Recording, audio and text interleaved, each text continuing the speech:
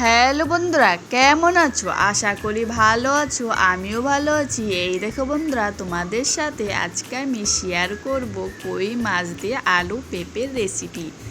দেখো আমার বর কত সবজি নিয়ে আসছে গ্রামের বাড়ি থেকে, আর খুব বৃষ্টি হচ্ছে। আর দেখো বৃষ্টির মধ্যে আর খুব টাটকা টাটকা সবজি নিয়ে আসছে। দেখো এখানে পুঁই শাক, গাঠি কচু, কলা, কাঁচা লঙ্কা, বটবটি, বেগুন, শসা, অনেক কিছু সবজি, একদম টাটকা সবজি আমাদের গ্রাম থেকে নিয়ে আসে। তারপর দেখো সব সবজিগুলো দেখাচ্ছে। আর এখানে নিয়ে আসে দেখো কই মাছ। কই মাছগুলো জ্যান্তই নিয়ে এসেছিলো, আনতে আনতে মরে গেছে। তারপর দেখো মাছগুলো কেটে বেছে ধুয়ে পরিষ্কার করে নিয়েছি, ভেজে উঠিয়ে নিলাম মাছগুলো। দেখো একদম বড় বড় সাইজের দেশি কই মাছ। আর এখানে দেখো আমি আলু আর পেঁপে এরকম সাইজের করে কেটে নিয়েছি। তারও এখানে নিয়েছি শুধু মশলার জন্য শুধু কাঁচা লঙ্কা আর আদা। এই সামান্য মশলা দিয়ে একদম ঘরোয়া উপায়ে এই রেসিপিটা করব, খেতে অসাধারণ লাগে এইভাবে। দেখো মাছটা ভেজে উঠিয়ে দিলাম। তারপর কড়াইতে তেল দিয়ে ফোড়ন দিয়ে দিচ্ছি, জিরে শুকনো লঙ্কা দিয়ে সবজিটা দিয়ে দিলাম। সবজিটা ভালো করে কিছু সময় ধরে আমি কষিয়ে নেব। কিছুক্ষণ কষিয়ে নেওয়ার পরে দিয়ে দিচ্ছি স্বাদ মতো নুন আর 1 চামচ হলুদের গুঁড়ো দিয়ে এগুলো দিয়ে ভালো করে আবারও কিছু সময় ধরে কষিয়ে নেব। এই পেঁপে আলু সবজিটা যত ভালো করে একটু লাল লাল করে কষানো হবে, খেতে কিন্তু ততই ভালো লাগবে। দেখো কষানো হয়ে গেছে, লাল লাল করে আমি কষিয়ে নিয়েছি সবজিগুলো। তারপর পরিমাণ মতন জল দিয়ে কিছুক্ষণ পরে ফিরে আসছি। জল দিয়ে ভালো করে নাড়াচাড়া করে দিচ্ছি। তারপর ঢাকনা দিয়ে রেখে দেব। তারপর কিছুক্ষণ পরে ফিরে আসছি। ততক্ষণ আমি এই মশলাটা বেটে নিচ্ছি।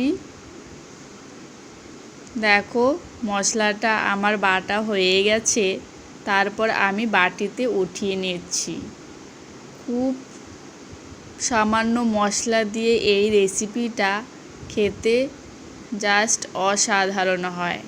দেখো শুধু কাঁচা লঙ্কা আর এক টুকরো আদা বাটিতে উঠিয়ে নিলাম। তারপর চলো দেখো ফিরে আসলাম কিছুক্ষণ পরে। দেখো ঝোলটা টকবক করে ফুটছে।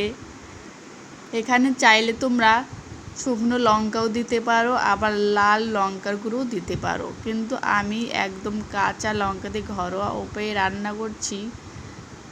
আর কাঁচা লঙ্কা শরীরের পক্ষে কিন্তু ভালো, শুকনো লঙ্কা খাওয়া কিন্তু ভালো না, পেট ব্যথা করে অনেক সময়। সেই জন্য আমি কাঁচা লঙ্কা দিয়ে এটা তৈরি করছি। আর দেখো ভেজে রাখা মাছগুলো আমি ঝোলের উপর দিয়ে ভালো করে নাড়াচাড়া করে দিচ্ছি। তার কিছুক্ষণ বাদে আবার ফিরে আসলাম। তারপর বেটে রাখা মশলাটা দিয়ে দিচ্ছি, দিয়ে ভালো করে নাড়াচাড়া করে ভালো করে মিশিয়ে দিচ্ছি মশলাটা ঝোলের সঙ্গে।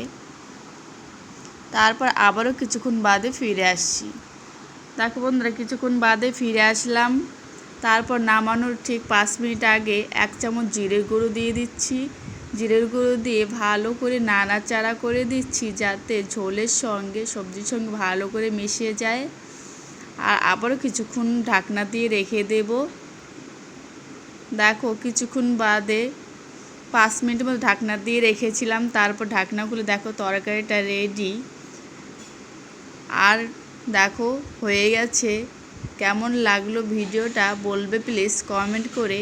এখানে আমি কাঁচা লঙ্কা দিয়ে করেছি, তাই একটু মনে হচ্ছে সাদা সাদা, কিন্তু বাইরে থেকে ঠিকই লাগছে। ক্যামেরার উপরে কেমন লাগছে জানি না।